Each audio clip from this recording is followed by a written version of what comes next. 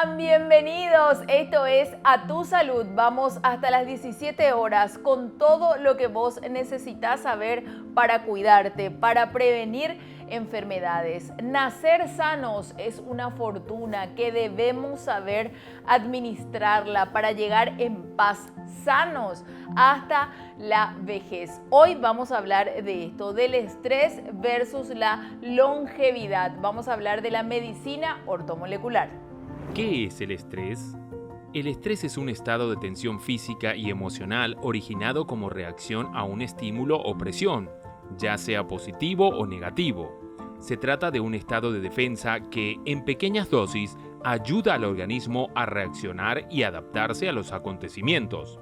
Un nivel de estrés normal se considera sano e incluso positivo, ya que ayuda a estimular a las personas para actuar ante los estímulos de la vida diaria. Sin embargo, cuando el estrés es excesivo o no se controla adecuadamente, puede producir problemas de desgaste mental como irritabilidad y ansiedad o trastornos psicosomáticos.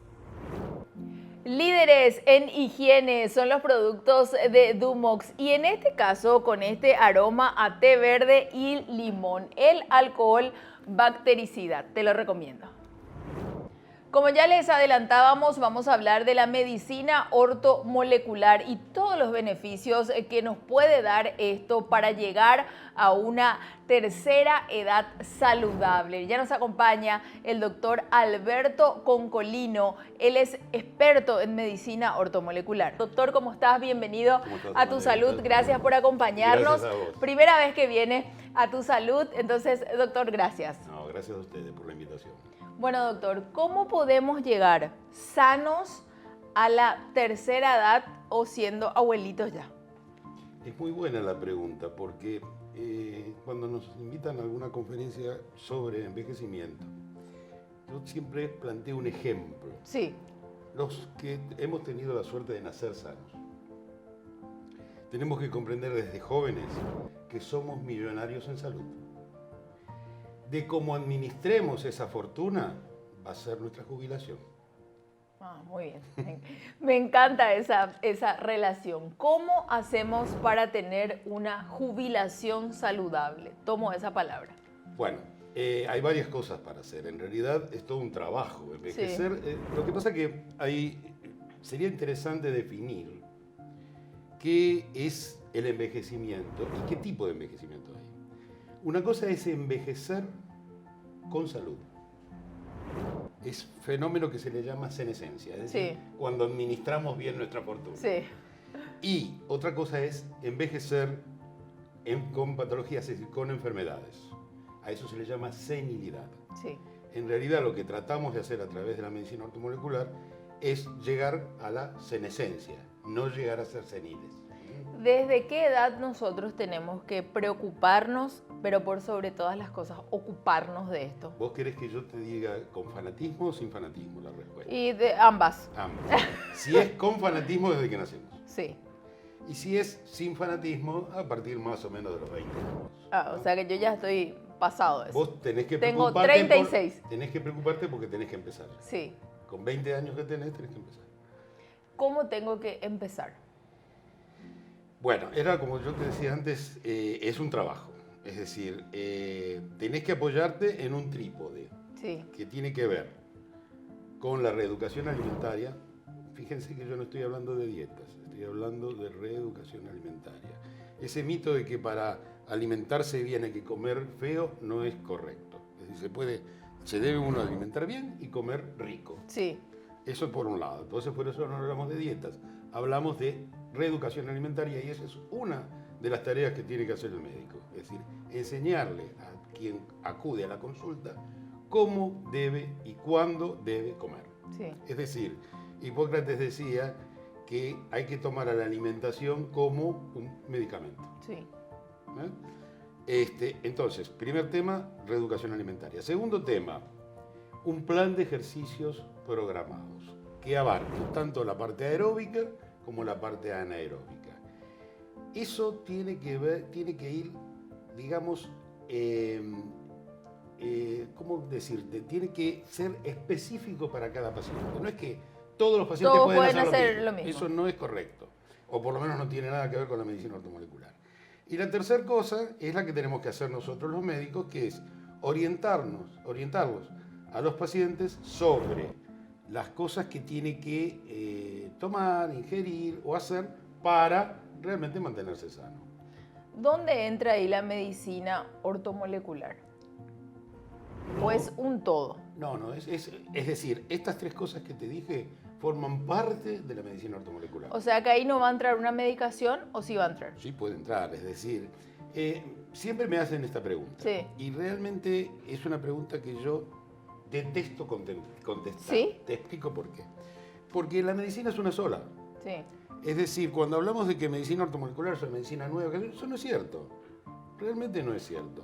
Es exactamente, la medicina es una sola. Lo que hay que saber es cuándo vos tenés que aplicar la medicina, digamos, convencional, por llamarlo de alguna manera, y otra cosa, cuando tenés que aplicar medicina ortomolecular. Es decir, en realidad son absolutamente complementarias. Por ejemplo, se dice que los que hacemos medicina ortomolecular nos la pasamos dando antioxidantes, Sí. etcétera, etcétera. Es parcialmente cierto. Es una herramienta el antioxidante. Pero, volviendo al tema de qué es mejor o dónde está la diferencia entre la medicina convencional y la ortomolecular, en realidad quien te cuenta el tema es el paciente. Es decir, si en este momento por esa puerta viene un paciente con una apendicitis, yo voy a ser el primero que lo va a agarrar de la mano y lo va a llevar a operar. No lo voy a tratar con medicina ortomolecular. Entonces, el tema no es qué es mejor, es qué es lo que tenés que usar para cada una de las cosas que tenés que tratar. Tomemos mi caso entonces, que es una enfermedad autoinmune. ¿Qué hacemos con la artritis? Bueno, las enfermedades autoinmunes depende de qué tipo Sí. pero bueno, es una enfermedad crónica Sí, e inflamatoria sí. y que está muy relacionada con los 4 mecanismos de transmisión que tenemos. A ver, cuando se habla es decir, nosotros tenemos 4 tipos de mecanismos de información en nuestro organismo, Sí, que son neurotransmisores, hormonas, sistema inmunitario y psiquis. No es que uno domina sobre el otro, los 4 tienen exactamente... caminan a la par. Más. En realidad lo que yo estoy diciendo, lo digo de esta manera simplemente para que se entienda, pero es mucho más complejo que lo que yo estoy planteando. En realidad no son 4 sistemas distintos de información, es uno solo, que está lo suficientemente enmarañado y enganchado como para no poderse separar. Yo los separo simplemente para que la audiencia Entienda. nos pueda entender, Claro. ¿no es cierto? Pero en realidad es absolutamente todo enganchado, enmarañado. ¿Esto qué implica? Que tenemos una mala noticia. ¿Cuál es la mala noticia? Que cuando vos tenés un problema en uno de los 4 sistemas de información, por ejemplo en el inmunitario, Sí, más tarde o más temprano vas a empezar a tener problemas en los otros. sistemas. Sí, Esa es la mala noticia. Pero ¿cuál es la buena noticia? Que si vos tenés o podés resolver o ayudar uno de los sistemas, necesariamente se van a empezar a resolver también los otros. Por eso, en el caso, por ejemplo, no quiero ser personalista, pero en el caso de la artritis reumatoidea, sí. hay mucha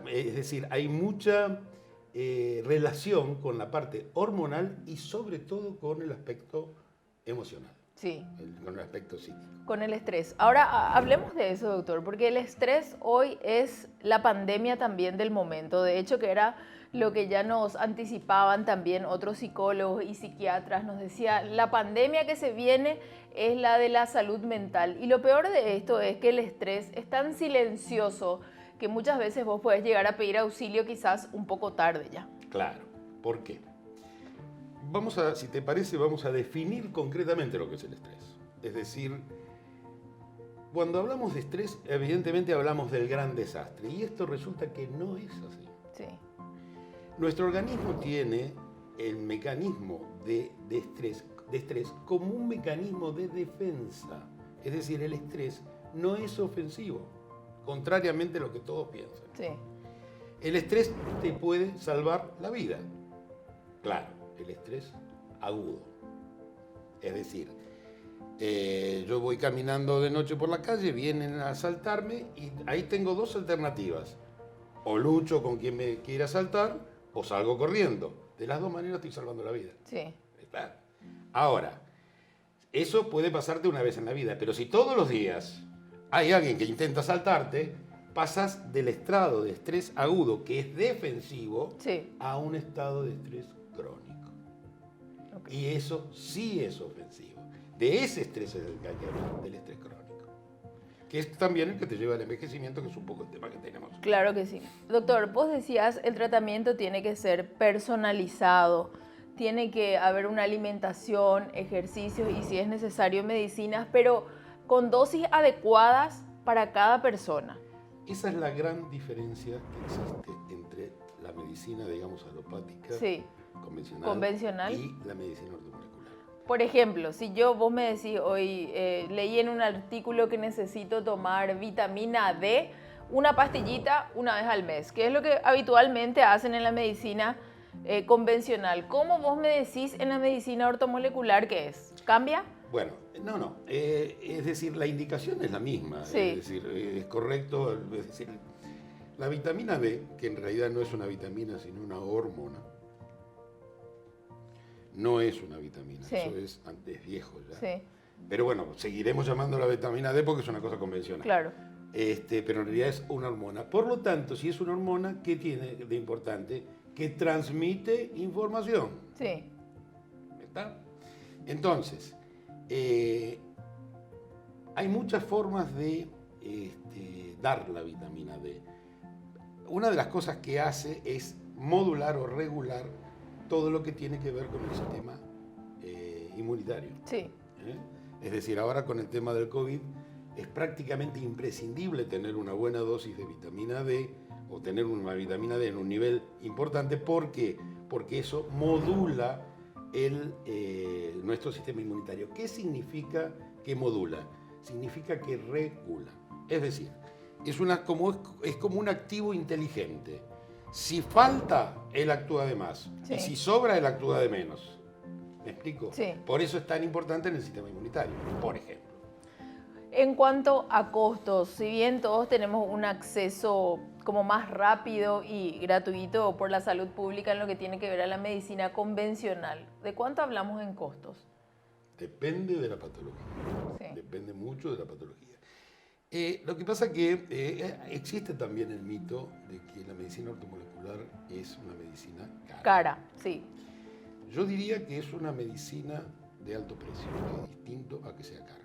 Es decir, una cosa es cara cuando la contraprestación que te dan no está en relación a lo que estás pagando. Claro, el famoso costo-beneficio. Claro, o eso sea, es caro. yo te puedo decir, este alcohol es carísimo, pero si realmente previene algo, bueno, vale la pena, ¿verdad? Te lo voy a poner con un ejemplo que lo va a entender todo el mundo. Sí, Si yo compro un auto de alta gama, sí, cuando, por ejemplo, viajo al exterior, es decir, voy a una velocidad más o menos razonable, lo que estoy comprando es seguridad. sí, Y cuando voy a comprar ese auto, paso por un kiosco y me compro un paquete de horquillas para el pelo.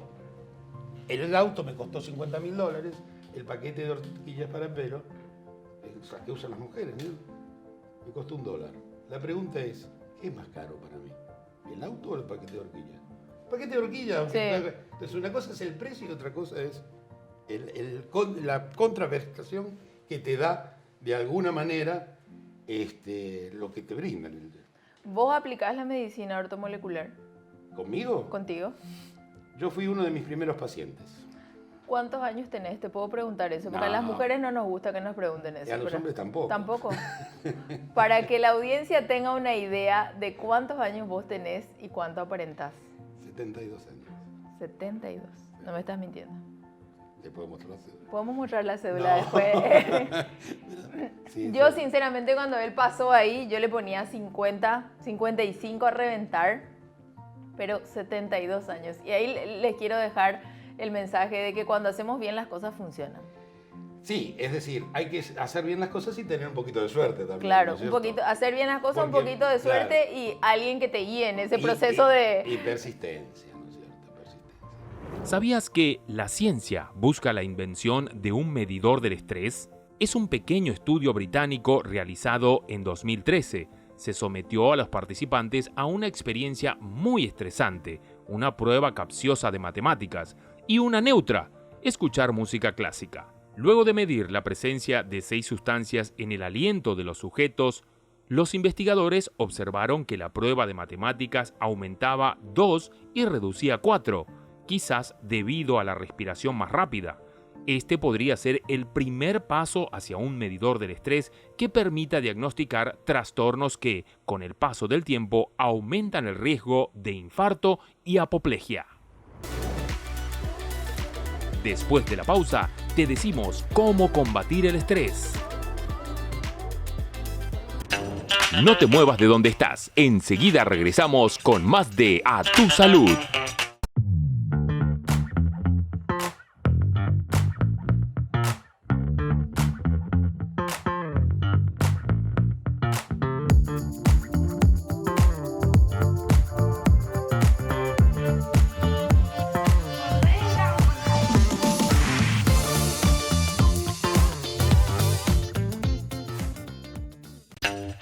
Ya regresamos. Estás viendo A Tu Salud.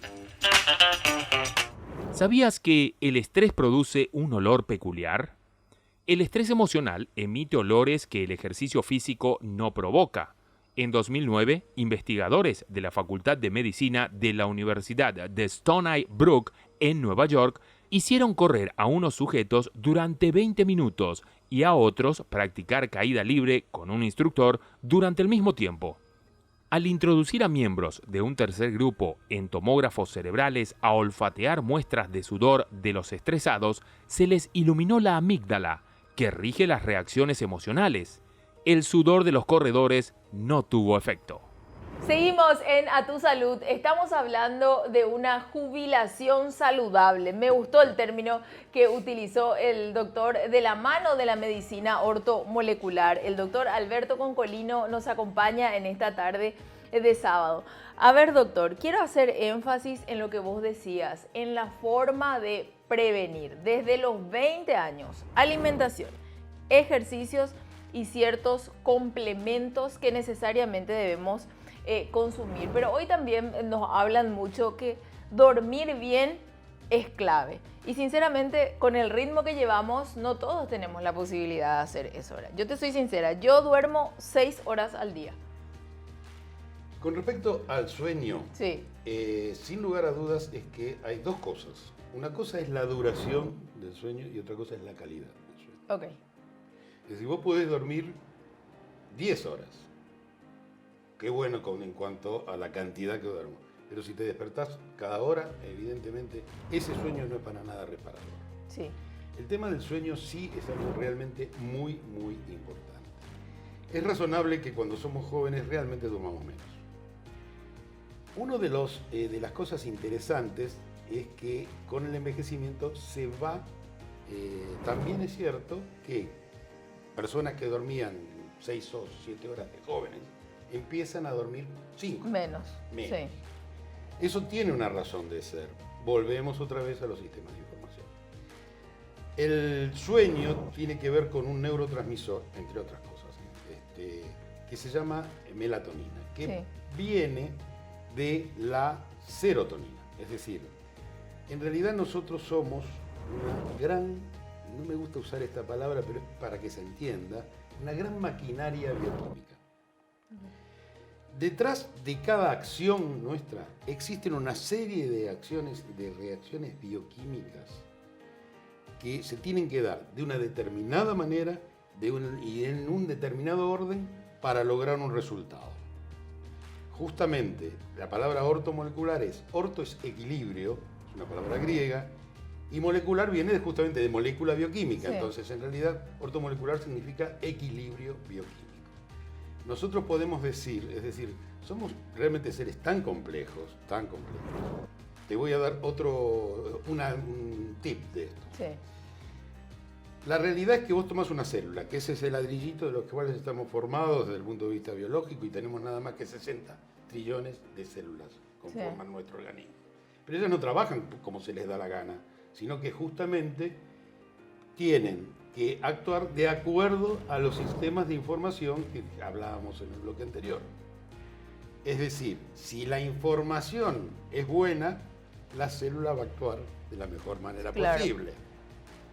Entendiendo que además cada célula, si somos simplistas, vamos a ver de que tiene dos grandes capítulos, es decir, actuar a través de sustancias proinflamatorias que ella misma fabrica, sí, o de sustancias antiinflamatorias. Y acá, ya que estamos hablando de esto, que me parece que me fui del todo que me preguntaste, pero es interesante tener en cuenta esto. Así como hablamos de estrés y hablamos del estrés agudo, que es defensivo, sí, y el estrés crónico, que es ofensivo, lo mismo ocurre con la inflamación. Y está absolutamente relacionada. Sí. La inflamación aguda es absolutamente protectiva. El problema está cuando esa inflamación se cronifica. Sí. Caso, por ejemplo, de las enfermedades autoinmunes. Claro, que ya no podés atajar de alguna u otra forma cuando llega a esa etapa. En realidad es como que la célula enloquece. Sí. Es decir, ella, por ejemplo, te voy a dar un dato. Es un ejemplo que podemos ver.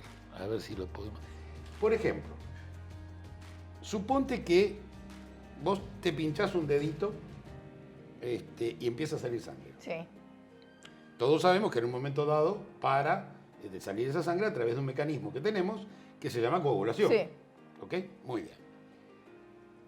Ese mecanismo de coagulación es absolutamente defensivo. ¿Por qué? Porque si no, uno se pincharía un dedo y se moriría desangrado nada más que con eso. Quiere decir que la inflamación ahí te salvó la vida. ¿Se entiende? Sí. Ahora, si esa inflamación persiste, ese pinchazo se transforma en una cicatriz queloide, por ejemplo. Sí, es decir, es un exceso de inflamación. Entonces, el problema no está en la inflamación aguda, el problema está en la inflamación crónica. Y ya que hablamos de inflamación, porque esto es clave para poder entender cuál es el origen, la génesis de muchas patologías que seguramente nuestra audiencia conoce. Sí. Existen dos tipos de inflamaciones. La que todos conocemos es: me golpeé el codo, se me hinchó y tengo el codo inflamado. Eso todos lo conocemos o a todos nos ha pasado. Pero existe otra, es decir, y tiene la característica que duele. Sí. Cualquiera que se golpea un codo y se inflama o se hincha, duele. Le duele. Pero existe otra inflamación que es mucho más grave, que se llama inflamación subclínica. ¿Qué significa eso? Que no da síntomas. Y es el origen de todas las enfermedades crónicas o degenerativas. ¿Qué es una enfermedad crónica? Diabetes, hipertensión, cirrosis, EPOC, alergias. ¿Y qué es una enfermedad degenerativa? Artrosis, artritis, cáncer, etc. Y cuando vos decís que es una enfermedad inflamatoria, ¿te referís a que es internamente, que por eso no tenemos síntomas? Claro, es una inflamación crónica, sí, pero que no tiene manifestaciones clínicas hasta que se desarrolla la enfermedad. Por ejemplo, tomemos el caso de la diabetes. Sí. La diabetes es una enfermedad inflamatoria. Sí. Pero no es que, es decir, esto no pasa. Es decir, vos vas al médico y en un momento dado te hacen un análisis y te dicen: señorita, usted tiene diabetes, porque su azúcar se fue a las nubes. Sí. En verdad, eso es haber llegado tarde. Porque nadie se acuesta hoy bien y mañana se levanta diabético. Claro. Nadie se acuesta hoy bien y mañana se levanta hipotiroideo. El organismo te viene avisando durante muchos años. Sí. Más, habitualmente. Si hoy me descubren una diabetes, el proceso empezó hace 10 o 15 años atrás. Y eso es lo que hay que detectar. ¿Por qué? Quizás vos no puedas evitar que ese paciente sea diabético. Pero en vez de ser diabético a los 50, es a los 80, y mucho mejor. En todo este tiempo nos criticamos mucho el tema de nuestra alimentación y demás cuidados que debemos tener, sobre todo con el COVID, ¿verdad? Que los médicos insistieron mucho en que hay que alimentarse bien, que hay que hacer ejercicios, que hay que tomar los complementos. ¿Cambió algo en este tiempo? No me quiero ir tan lejos porque el doctor hace 25 años que está trabajando en nuestro país, pero por lo menos en este tiempo, del 2019 a este tiempo, ¿viste cambios en los hábitos de los paraguayos? Mira, María, es muy difícil cambiar hábitos en 2 años. Sí. La verdad es esa. Es decir, vos no te olvides que el cerebro, de lo cual dependen en general los hábitos, es un órgano es decir, todos le rendimos loas al cerebro. Sí. Y yo no soy la excepción. Pero también es cierto que hay muchas cosas que no tenemos en cuenta. El cerebro es el órgano más caro y más vago que tenemos. Aunque parezca mentira. Más caro, ¿por qué? Porque él ocupa el 3% de nuestro volumen corporal. Sí.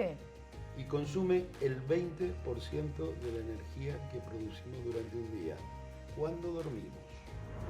Imagínate cuánto está consumiendo tu cerebro para entender lo que yo digo, el de los televidentes o el mío para poder explicar alguna cosa o tratar de explicar la cantidad de energía que está consumiendo mi cerebro y tu cerebro y el de los televidentes en este momento. Eso por un lado. Por eso digo que es caro. ¿Y por qué digo que es vago? Porque una vez que aprende a hacer una determinada cosa, es muy difícil sacarlo de su ruta. Esto es muy claro para los que manejamos. Claro. Cuando aprendimos a manejar, pensábamos, sobre todo los que no tenían coche automático o con caja automática, había que pensar, apretar el embrague, poner primera, etcétera, etcétera, hasta que se automatizó. Después ya no hizo falta. ¿Y esto por qué es? Porque si bien es vago, no es tonto. Él hace un gran ahorro de energía una vez que aprendió algo. Y los hábitos es un aprendizaje, es la repetición permanente o persistente de cierta y determinada conducta. Por eso es muy difícil cambiar los hábitos. Qué buen ejemplo. Doctor, a partir de los 20 años entonces ya debemos analizar en la posibilidad de ir cambiando y mejorando. Sin lugar a dudas, pero acá yo quiero también hacer una digresión. Sí. Para tratar de a lo mejor de poner algunas cosas en claro. Cuando hablamos de que estoy estresado, por ejemplo. Sí. Y bueno, es una mala idea primero. Sí. Y segundo, es una mala noticia, porque más tarde o más temprano empezás a gastar más de esa fortuna que nos tuvimos cuando nacimos. Sí. ¿Entendés? Entonces, es muy importante la administración de nuestras emociones. Que son, yo les dije, les comentaba recién, las emociones es uno de los 4 sistemas de información. No es más ni menos importante que los neurotransmisores o las hormonas, que todos conocemos. Claro, porque uno de ellos le puede arrastrar al otro. Absolutamente. Y uno de ellos puede mejorar al otro. Ya voy a agarrar los regalitos de Dumox para el doctor. Doctor, para que te sigas cuidando, ¿sí? Me imagino que te cuidas muchísimo, ya nos contó cuántos años tiene el doctor, pero para que te sigas cuidando en cuanto a tu higiene. Muy amable, gracias por visitarnos en Atusalud. Gracias a ustedes por la invitación. Sos bienvenido siempre. Me he sentido muy cómodo, así que... Vos decís nomás, tengo un tema para hablar con ustedes y ya venís. ¿Cómo no? ¿Sí? ¿Cómo no? Gracias, doctor. El doctor Alberto Concolino. ¿Sabías que está comprobado? El estrés es contagioso. Un estudio alemán de 2013, publicado por la revista Psychoneuroendocrinology, aportó pruebas de que el estrés se transmite. 30% de los sujetos mostraron niveles elevados de cortisol con solo observar a un individuo en una situación estresante, y 24% de ellos también experimentaban estrés si lo observaban en un video y no en persona. En instantes, te decimos la forma correcta de alimentarte para evitar el estrés. No te muevas de donde estás. Enseguida regresamos con más de A Tu Salud.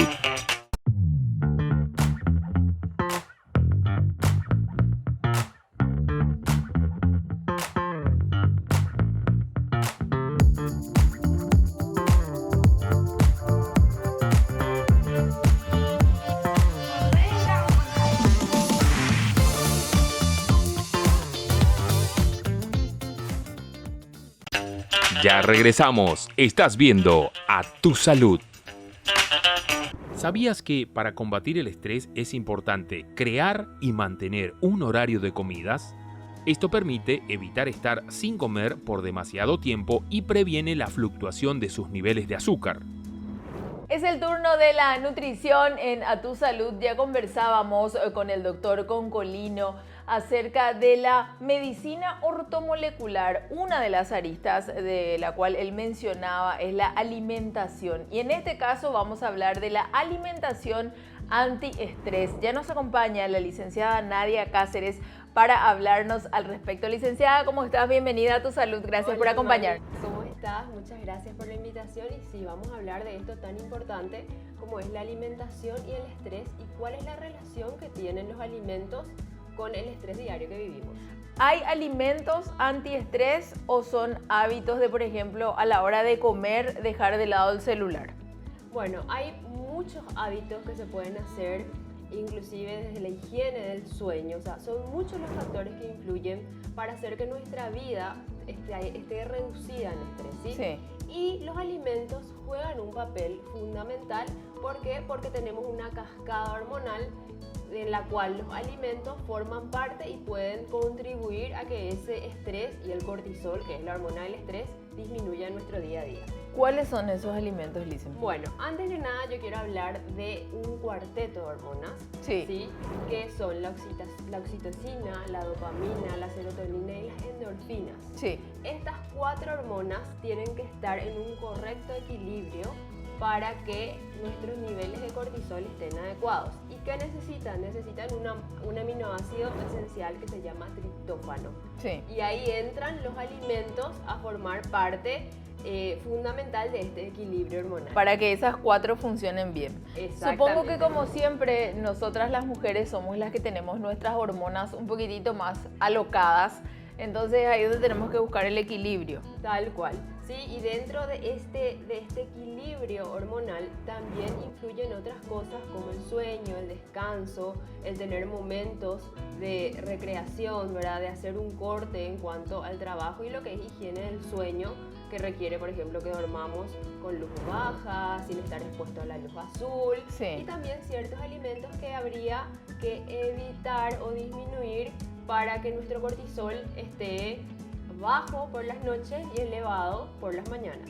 ¿Cuáles son esos alimentos que nos alteran? Bueno, los alimentos que pueden alterar el cortisol sería específicamente la cafeína, ¿sí? Que hace que estemos más alertas, más despiertos. Entonces, lo ideal es no consumirlo a altas horas de la noche. ¿Y qué necesitamos? Necesitamos, como decía, el triptófano, ¿sí?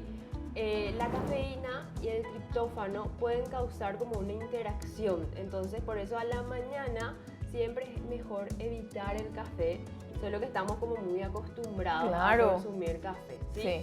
Y si nos vamos a lo que es triptófano propiamente dicho y alimentos que nos ayuden a disminuir el estrés, están en las proteínas, ¿sí? Los aminoácidos son como ladrillitos que forman las proteínas, y las proteínas de origen animal, ¿sí? En los lácteos, carnes, son ricas en triptófano. También hay otros nutrientes esenciales como son la vitamina B6, el magnesio, que nos ayuda a relajarnos, que debemos incorporar en nuestra alimentación diaria para contrarrestar un poco el estrés diario en el que todos vivimos. ¿En qué alimentos encontramos eso? Bueno, por ejemplo, las carnes, el pollo, el atún, la banana es muy rica en triptófano, también tiene B6, ¿sí? Los frutos secos son ricos en triptófano, también en vitamina C, B6, en magnesio, como los chocolates, 70% cacao, 100% cacao. Y algo muy importante, Amalia, que para que este triptófano sea absorbido, ¿qué pasa en nuestro cuerpo? Por ejemplo, una pechuga de pollo tiene proteínas. ¿Sí? Las proteínas están formadas por aminoácidos. Dentro de toda esa lista de aminoácidos que tiene ese bife de pollo está el triptófano. Y para absorberse se forma como un embudo, en donde se tienen que absorber todos los aminoácidos. Es como que compiten, ¿sí? Acá, si nosotros queremos asegurar que nuestro triptófano sea absorbido, debe estar acompañado con carbohidratos, ¿sí? Entonces, Entonces, o sea que tiene que haber esa mezcla. Tiene que haber esa mezcla para que podamos aprovechar el triptófano de las proteínas. Entonces, en el desayuno, lo ideal sería acompañar, por ejemplo, si consumís huevos revueltos con una rebanada de un buen pan, sí, ahí tenemos proteínas y carbohidratos y aseguramos que este triptófano sea absorbido y que ese cuarteto de hormonas pueda funcionar y nos ayude. Si dietas muy estrictas o muy bajas en carbohidratos pueden influir negativamente, por ejemplo, en nuestro humor, ¿sí? O también, que otra cosa importante, el exceso de alimentos refinados, ¿sí? De carbohidratos muy procesados o de carbograsas, son como captan en forma negativa esas proteínas y evitan que las podamos absorber y estamos como con menor energía, ¿sí? ¿El café cómo lo podemos reemplazar? Con frutas, zumos, también todo lo que sea alimentos ricos en vitamina C. El té, sí, tiene vitaminas, ¿sí? Tiene antioxidantes, sí. ¿Sí? Los antioxidantes también favorecen a ese proceso de absorción y de regulación de estas hormonas. ¿Cocido? Porque el paraguayo es del cocido. También cocido. Solo que entre el café, el cocido también, la hierba también es estimulante, pero en menor cantidad que el café. Hay un mito en realidad con la banana que vos mencionabas, doctora. Muchas mujeres dicen, no, banana no, porque la banana engorda. Y yo siempre digo, no creo que una banana te haga mal. Otra cosa es si vos te comes 6 bananas en un día, ¿verdad? Claro, no, ningún alimento de por sí solo, sí, engorda. ¿Sí? Depende de la cantidad, ¿sí? Y existen muchas en internet, por ejemplo, dietas que nos venden como antiestrés, sí, ¿verdad? Pero en realidad lo que se aconseja en personas con un nivel muy alto de estrés, de que después del mediodía se agreguen mayor cantidad de carbohidratos y proteínas de buena calidad. Sí. Por ejemplo, un batido de un banana con leche de merienda puede ayudar a que esa regulación hormonal se dé de forma positiva. Claro, pero esa no tiene que ser la última comida, ¿verdad? No, porque muchas veces eso dicen las chicas, no, voy a tomar un batido de banana que sí te satisface, pero después ya no comen nada, ¿verdad? Claro, tiene que ser nuestra alimentación equilibrada y por más que se consuman varios alimentos o que se cene tampoco, es un mito que cenar engorda. Sí. Depende de la distribución de alimentos que se hizo. Claro, sobre todo ahora teniendo en cuenta que está muy de moda el tema del ayuno, Licen, ¿verdad? Así mismo. Sí. ¿Verdad? El ayuno es una terapia nutricional que depende, o sea, no es para todos. Sí. Para algunos tipos de pacientes está recomendado, para otros no. Entonces siempre acudir a un profesional que sea el que vea los parámetros y los criterios que puedan indicar o no ese tratamiento. Licen, muchísimas gracias por acompañarnos en A Tu Salud. La licenciada Nadia Cáceres le entregó los productos de Dumox. Muchas gracias, Licen. Gracias, Amelia. Estuvimos hablando con ella de la alimentación antiestrés. Ya venimos con el bloque de belleza. ¿Sabías que otra herramienta para evitar el estrés es comer de forma balanceada? Que incluye granos enteros, proteínas magras y grasas saludables. Esto ayuda a mantener su azúcar estable y satisfecho por más tiempo. En Minutos en Belleza les decimos la importancia de tener una sonrisa perfecta. Enseguida regresamos a Tu Salud.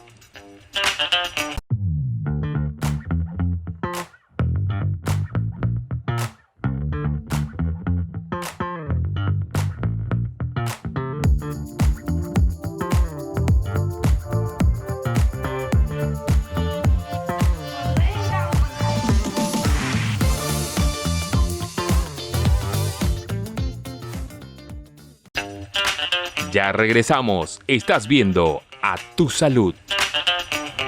¿Sabías que los dientes son la única parte del cuerpo humano que no puede repararse a sí misma? Están recubiertos de esmalte, que no es un tejido vivo. El esmalte de los dientes es la parte más dura de todo el cuerpo, incluso más duro que el hueso, y que la persona promedio pasa 38 días cepillándose los dientes durante su vida. Seguimos en A Tu Salud, es el turno de la belleza. Vamos a recibir a la doctora Cari Cataldo, ella es odontóloga. Queremos hablar de la sonrisa perfecta. ¿Podemos lograrlo? ¿Sí o no? Doctora, ¿cómo estás? Bienvenida a Tu Salud. ¿Qué tal? ¿Cómo estás, Amalia? Buenas tardes. Gracias por la invitación a vos y nada, aquí estamos para hablar de la sonrisa perfecta. Por favor, a vos gracias, doctora, por aceptar un sábado a la tarde venir a conversar con nosotros. Contanos un poquito, doctora, acerca de esto, de la sonrisa perfecta, que creo que hoy por hoy es el anhelo de todos, pero ¿cómo podemos lograr eso? Bueno, primeramente, como yo siempre digo, un poco más allá de lo que es la sonrisa perfecta estéticamente hablando, tenemos que también tener en cuenta que una sonrisa perfecta va un poco más allá de tener todos los dientes alineados, blancos y lindos, a veces como vemos en las revistas o en los programas, ¿verdad? La sonrisa perfecta, en realidad, lo que buscamos como odontólogos es que la persona tenga una buena oclusión, una buena masticación, o sea, más allá de lo que es simplemente la estética, que vaya acompañada de una buena función también. A ver, ¿desde qué edad nosotros tenemos que preocuparnos ya? Desde chiquitos, yo por ejemplo tengo un chiquito de 4 años. ¿Desde qué edad él tiene que empezar a ir al odontólogo? Realmente lo ideal es que desde las primeras etapas de la vida, desde bebés, ya les llevemos a nuestros hijos para las primeras consultas. ¿Bebés? Hay bebecitos, sí. Están para eso los odontopediatras que se encargan de cuidar la salud de los niños a estas primeras edades. Y siempre los tratamientos son mejores cuando son preventivos y se hacen en las primeras etapas, ¿verdad? Lo que buscamos es siempre la prevención, ¿verdad? Por eso, como decimos, bueno, hoy en día luego en los países del primer mundo ya la prevención es lo que más se hace y lo que más se busca, ¿verdad? Y la idea es que nosotros en Paraguay también podamos llegar a eso, ¿verdad? A través de los años, que casi todo ya sea tratamiento preventivo y que no sea solamente tratamientos más invasivos, ¿verdad? Y como yo también siempre le digo al paciente, da más gusto irse para prevención, para una limpieza, para cosas así que no impliquen mucho tratamiento, que ya tener que ir para una extracción o un tratamiento de conducto, cosas que son de repente más complejas, ¿verdad? Aprovechando eso que decís, generalmente cuando ponemos nuestra lista de prioridades en cuanto a la medicina hablamos, generalmente le dejamos al odontólogo en el último lugar. Y yo siempre que hago estas consultas en mis redes me dicen, es por el costo, es por el costo. Pero yo digo que si nos cuidamos cuidamos a nuestros chiquitos, no vamos a llegar posiblemente a un gran tratamiento de conducto, por ejemplo, ¿verdad? Totalmente. Es lo que yo también, como te decía, siempre recalco, ¿verdad? Que el tratamiento preventivo no solamente es más placentero para el paciente, sino que también es mucho más económico, ¿verdad? Ir cada cierto tiempo a hacerse controles, hacerse limpiezas, a ver que no haya ninguna carie avanzada o lo que sea, es mucho más económico también, ¿verdad? Por eso siempre tenemos que tratar de insistir en lo que es la prevención. A ver, con respecto a las edades, porque siempre, ya de adultos por lo menos, cuando tenemos un dolor o una molestia recién queremos ir al odontólogo. En la etapa de la adolescencia, desde ese tiempo ya es lo ideal ir de manera regular. Realmente cuando ya tenés un dolor o una molestia es porque ya hay algo, un signo de alarma ahí, ¿verdad? Lo ideal es no llegar a tener un dolor o una molestia, sino justamente hacer los controles periódicos para agarrar o detectar las enfermedades, ¿verdad? De la cavidad bucal, las caries o lo que sea, a temprana edad, ¿verdad? Sobre todo insistir mucho en la adolescencia, ya que estás hablando de la adolescencia. ¿Por qué? Porque normalmente a esa edad los chicos son como que un poco más rebeldes, no quieren cepillarse tanto los dientes, ya es una edad también en que la mamá no está tanto encima de los chicos, no les ayuda a cepillarse y todo eso. Entonces, y es una edad también de muchos cambios hormonales. Entonces, también esa edad es súper importante insistir, ¿verdad? Con los controles y con las visitas periódicas. Después de la adolescencia o en la adolescencia, ya es el tiempo en el que se tienen que cepillar 3 veces al día, por lo menos. Siempre. Eso es desde niños hasta la adolescencia, hasta la edad adulta. Lo ideal es por lo menos 3 veces al día. Siempre, a veces puede ser más, si consumimos alimentos durante el día. También lo ideal es cepillarse después de cada comida. ¿Sí? Eso es lo ideal. Lo mínimo sería 3 veces al día, ¿verdad? Después del desayuno, después del almuerzo, después de la cena.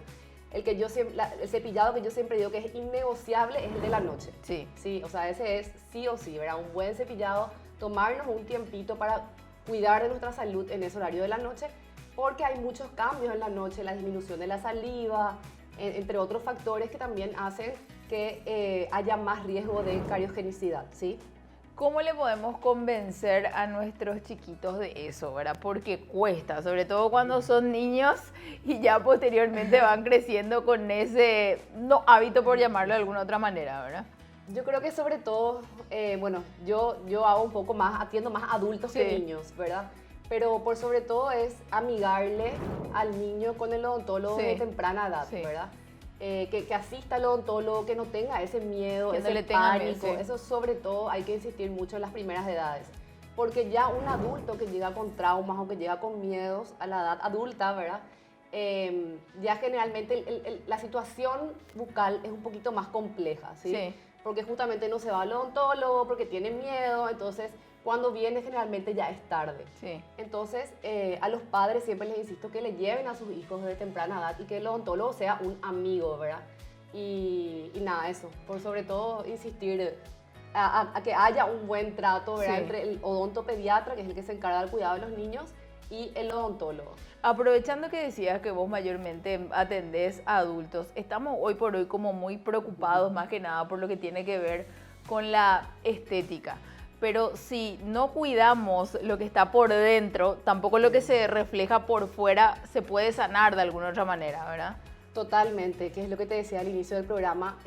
La parte estética es muy linda, todo bien, ¿verdad? La sonrisa, pero siempre tiene que ir acompañada de una buena función. O sea, de nada me sirve tener los dientes blancos, hermosos, perfectos, pero que la mordida, que nosotros le llamamos oclusión en odontología, que lo que es la mordida no esté correcta, ¿sí? Sí. ¿Por qué? Porque una mala oclusión, o sea, una mala mordida, repercute no solamente a nivel bucal, sino a nivel de todo el cuerpo, ¿sí?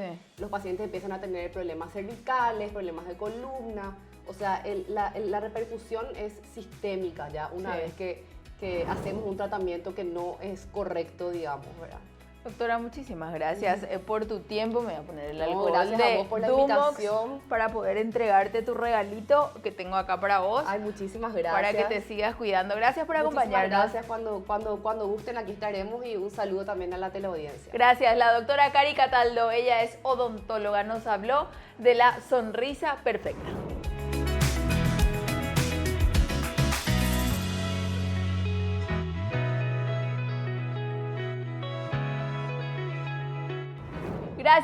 Gracias por acompañarnos durante estos 60 minutos. Realmente hoy tuvimos un programa en el cual si aplicamos todo lo que nos dijeron los profesionales que pasaron por este sillón, podemos tener una vida un poquito más saludable. Si te llegó algo, si te llegó el mensaje, aunque sea una persona, es porque realmente valió la pena. El próximo sábado tenemos mucho más para compartir contigo a partir de las 16 horas aquí por tu canal.